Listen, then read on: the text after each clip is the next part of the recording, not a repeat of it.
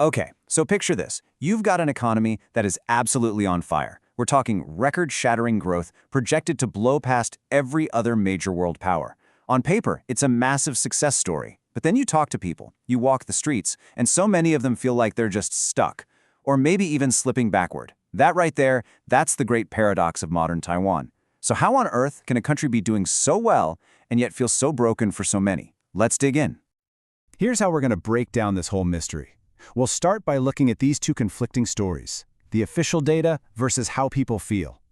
Then, we'll dive into this idea of a K-shaped economy. We'll look at how Taiwan's role in the world is changing, what the real cost of living is, and then we'll uncover a single statistic that just changes everything. Finally, we'll ask, what's it going to take to fix this? All right, first up, let's just set the stage. What we're really looking at here is this huge clash between the spectacular numbers you see in the headlines and the reality people feel in their day-to-day lives. And the contrast here is just wild. On one side, you have these projections of 7.37% GDP growth. I mean, that's a number that most countries can only dream of. But on the other side, you have this widespread feeling, a phrase that basically means you feel disconnected. The boom that you're reading about, you just don't feel it. It doesn't match your reality. And that leads us to the big question, right? If the economic engine is roaring this loud, why can't so many people feel the car moving? The answer, it turns out, isn't simple. It points to a deep, deep crack running right through the heart of the economy. To really get what's going on, you need to understand this one idea, the K-shaped economy. It's a really powerful way to visualize this whole paradox.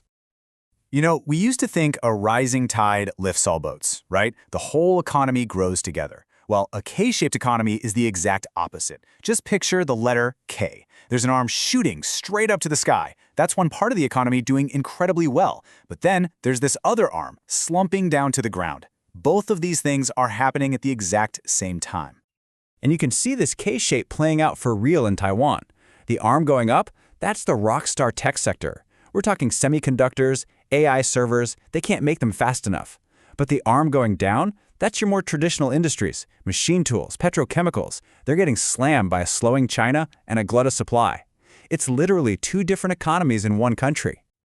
Okay, so that's what's happening inside Taiwan. Now let's zoom out, because this internal split is happening while Taiwan is making this huge, kind of painful pivot on the global stage. It's actually pulling away from two major forces at once. People are calling this a double decoupling. First, you've got this upward decoupling. The AI boom is so massive that Taiwan's tech sector is just ignoring the global manufacturing slowdown. It's on its own planet. Then, at the same time, there's a structural decoupling, a very deliberate and very difficult move away from its decades-long reliance on China. And if you want to know just how dramatic this shift has been, just look at this. In 2010, almost 84% of all of Taiwan's investment abroad went to China. By 2025, that number is projected to completely collapse to just 2.7%. This isn't just a change, it's the end of an entire economic era.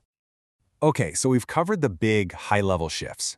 But what does any of this mean for the average person trying to pay their bills? Why does life feel more expensive, even when the news says the economy is booming?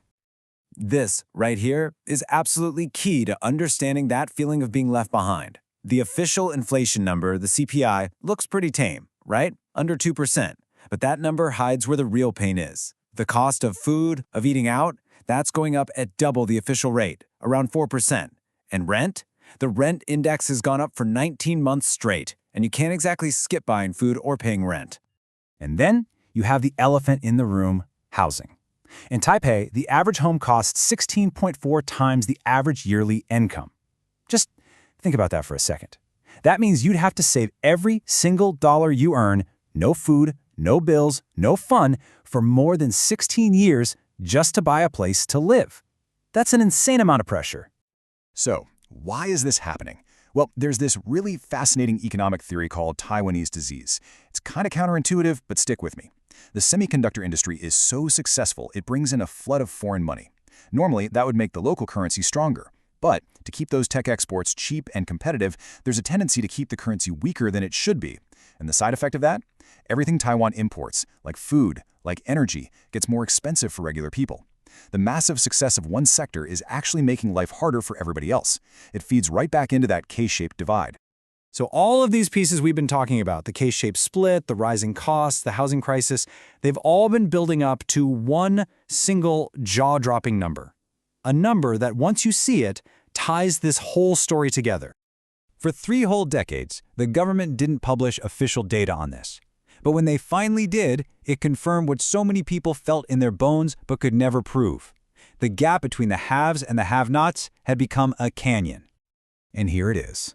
66.9 times. The average household in the top 20% now has nearly 67 times more wealth than the average household in the bottom 20%. And let's be clear, we're not talking about income here, not what you make in a year. This is about wealth, the total value of everything you own. Stocks, property, you name it.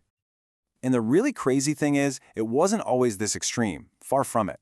Go back to 1991, and that gap was about 16.8 times. Still big, for sure, but way more manageable. Today, that gap has quadrupled. This is the ultimate proof of the K-shaped economy. One group rode the rocket ship of soaring asset prices, while the other was left standing on the launch pad. So the data is pretty undeniable. Taiwan has effectively split into 2 different economic realities. And that brings us to the final and, frankly, the most important question of all. Can this divide be fixed? Can these 2 Taiwans become one again? Well, the path forward is going to be incredibly tough. There are no easy answers. We're talking about huge challenges, like transforming the entire service sector, where most people work, away from low-wage jobs. We have to tackle the housing crisis for real, with major reforms, not just small fixes. We've got to help those traditional industries, the ones on the downward slope of the K, find a new way forward. And maybe the biggest challenge of all, figuring out how to make sure the incredible wealth from the tech boom actually benefits everyone, not just a select few. Ultimately, this is the dilemma at the very heart of Taiwan's economic paradox. The AI revolution is launching one part of the island into this amazing, prosperous future. The defining challenge for the years ahead is going to be figuring out how to build a bridge that's strong enough to bring everybody else along for the ride.